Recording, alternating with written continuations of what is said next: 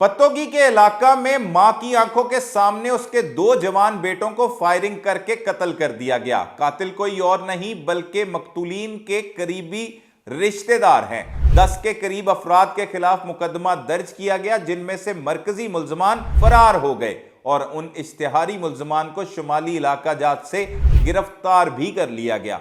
इस वाक़े के पीछे वजूहात हैं क्या, वो बताएंगे आज के इस व्लॉग में। अस्सलाम वालेकुम नाजरीन, मैं हूं सलमान कुरैशी और आप देख रहे हैं मेरा डिजिटल चैनल।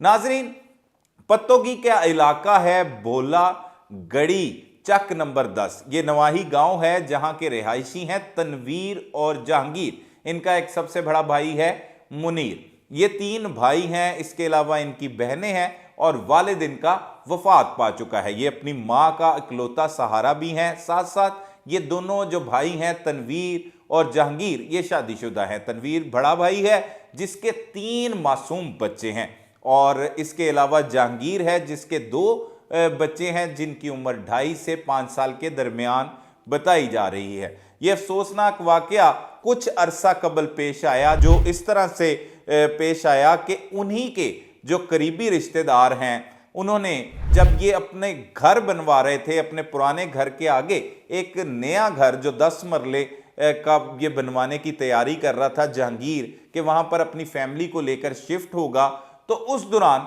उन पर हमला कर दिया गया। हमला करने वालों में मुजम्मिल था, मुजम्मिल के अलावा उनका चचा मुर्तज़ा था, मुर्तज़ा के अलावा मुजम्मिल का जो वालिद है अलियास था और इसमें कुछ खवातीन भी शामिल थी। 10 के करीब नामजद मुल्जमान की जानिब से यह हमला किया गया और हमला ठीक उस वक्त किया गया जब वो घर बनाने के लिए मजदूरों ने काम शुरू किया, तो इस दौरान मुल्जमान की जानिब से फायरिंग कर दी गई। फायरिंग की वजह से खौफ व हिरास फैल गया और मकतूलीन के घर वाली जो खवातीन थी वो भी छतों पर आ गई। उन्होंने देखा ये क्या हो रहा है और ये जो मकतूलीन थे इनके बारे में बताया जा रहा था कि ये अपने ही खेतों में काम कर रहे थे, तो ये फायरिंग की आवाज़ सुनकर आगे आए और जब ये आगे पहुंचे ही तो इनकी वालिदा की, इनकी माँ की आंखों के सामने, जो अपनी माँ के अकलौता सहारा थे, उन्हें उनकी माँ की आंखों के सामने ही फायरिंग करके कत्ल कर दिया जाता है। कातिल जो है वहीं पर मौजूद रहते हैं और वहां पर फिर अंधाधुंध फायरिंग करते हैं और कोशिश करते हैं मजीद इनके रिश्तेदारों को कत्ल करने की। जहांगीर और तनवीर जो है वो मौका पर ही जान की बाजी हार जाते हैं। उन्हें जदीद असला की मदद से कत्ल किया जाता है और बाद अज़ा मुल्जमान बासानी फरार हो जाते हैं। पुलिस को इस वाक़े की इत्तला मिलती है। पुलिस मौका पर पहुंचकर तफ्तीश का आगाज़ करती है। SHO थाना सदर पत्तोगी जो हैं वो पहुंचते हैं और मौका से शवाहिद इकट्ठे किए जाते हैं और शवाहिद इकट्ठे करने के बाद इन मुल्जमान के खिलाफ नामजद मुकदमा दर्ज कर लिया जाता है। पुलिस तकरीबन चंद रोज के दौरान ही इस वाक़े में मुलव्विस 6 से ज़ायद मुल्जमान को गिरफ्तार कर लेती है, लेकिन जो मरकजी मुल्जमान है मुजम्मल और मुर्तज़ा, मुजम्मल भतीजा है और मुर्तज़ा उसका चचा है, जिन्होंने ये फायरिंग करके इन दोनों भाइयों को कत्ल किया था, वो मफरूर हो जाते हैं। पुलिस ये भी बताती है कि वो कुछ अरसा कबल ही 10 साल सिंध में रहने के बाद वापस आए थे।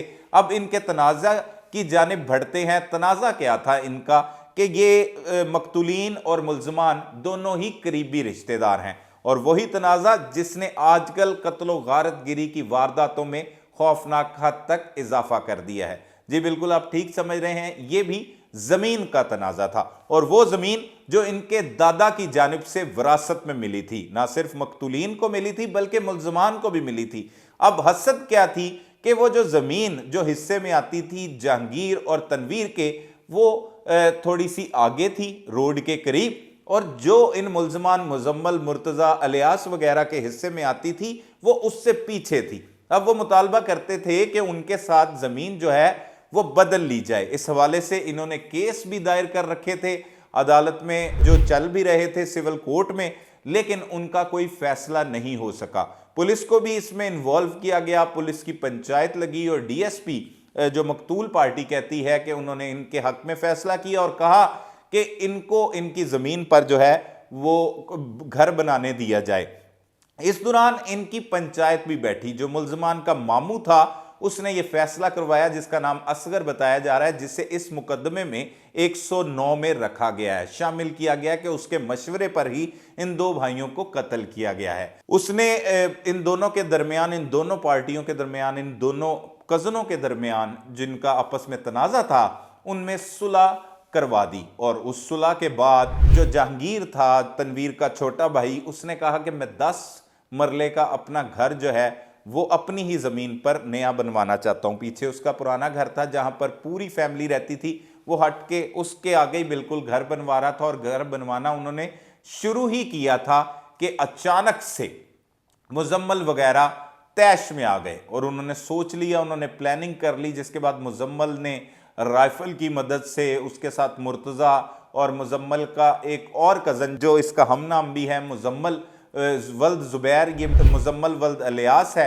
इन्होंने अपने दीगर साथियों के साथ, कुछ खवातीन को भी इसमें नामजद किया गया, डंडे सोटे पकड़े और हल्ला बोल दिया इनकी जानिब और अंधाधुंध फायरिंग करके तनवीर और जहांगीर को मौत के घाट उतार दिया गया। तनवीर जो है वो अपने वालिद की वफात के बाद पूरे घर का कफील था, उसका भाई जहांगीर भी उसकी मदद करता था। इनके अलावा इनका एक भाई है मुनीर जो बैरून मुल्क में मुकीम था, लेकिन जब उसे इत्तला मिली, मसूल हुई कि उसके भाइयों को कत्ल कर दिया गया, अब वो वापस पहुंच चुका है। ये अकलौते दोनों भाई जो यहाँ पर थे वो अपनी बूढ़ी वालदा और बहनों का सहारा थे, जिनसे उनका सहारा भी छीन लिया गया।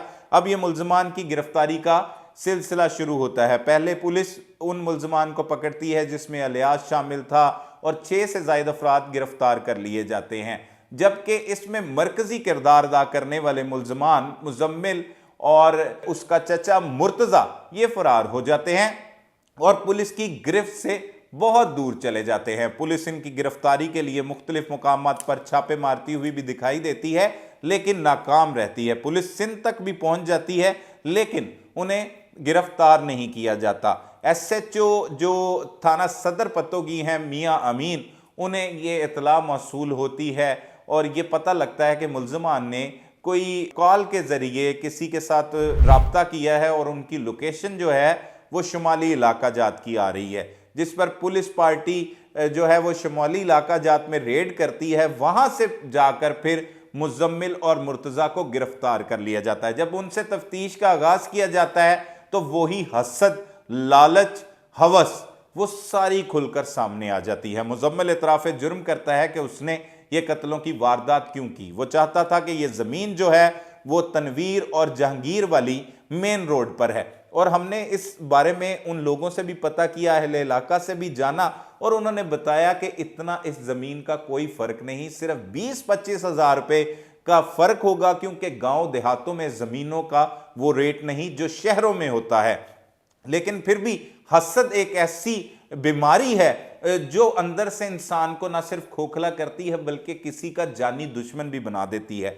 अब इन्होंने मुख्तलिफ दरवाजे भी खटखटाए, वो केसेस की पैरवी भी कर रहे थे और वो अपनी ज़मीन के हवाले से लड़ भी रहे थे। उसमें उनके एक मामू ने किरदार भी अदा किया मुल्ज़मान के और सुलह करवाई अपनी जानिब से और कहा कि अब कुछ नहीं होगा, लेकिन उसके बावजूद ये कत्लों की खौफनाक वारदात हो गई तो वो बेवा माँ झोलियां उठा उठा कर अब बद्दुआएं दे रही है। मुल्ज़मान तो गिरफ्तार हो गए हैं, लेकिन 109 में शामिल एक असगर नामी शख्स जिसने ये सुलह करवाने की कोशिश की थी या करवाई थी, जो नाकाम रही, वो गिरफ्तार नहीं हो सका। उसके साथ एक खातून सानिया बीबी जो है उसको भी नामजद किया गया। ये सिर्फ 2 मुल्ज़मान गिरफ्तार नहीं हुए, बाकी तमाम मुल्ज़मान गिरफ्तार हो चुके हैं। मकतूलीन के वालदा जो बूढ़ी वालदा है उसका मुतालबा है कि इन मुल्ज़मान को कैफरे किरदार तक पहुंचाया जाए, जैसे इसके बेटों को बेदर्दी के साथ कत्ल किया गया, उसी तरह इन्हें इबरतनाक सजा दी जाए ताकि एक माँ के कलेजे को ठंड पहुंच सके।